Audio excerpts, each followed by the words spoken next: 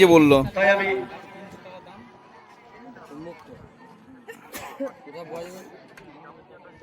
আমি 8 জন সদস্যকে অনুরোধ করব, আপনারা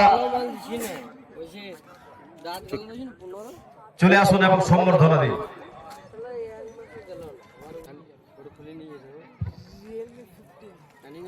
উন্নয়নমূলক প্রকল্পের শুভ সূচনা করলেন, কি বলবেন?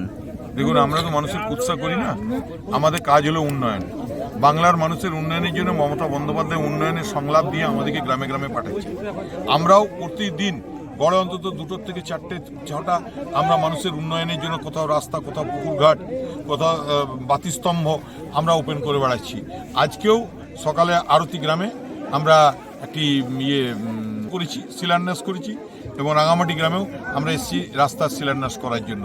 আমাদের কথা হলো যে কুৎসা করছে করুক, আমরা উন্নয়ন দিয়ে মানুষের কাছে পৌঁছাবো। আচ্ছা, আরতি রাস্তাটা হলো 1 লক্ষ টাকা, 73 লক্ষ টাকা, আর এখানে হলো 69 লাখ টাকা।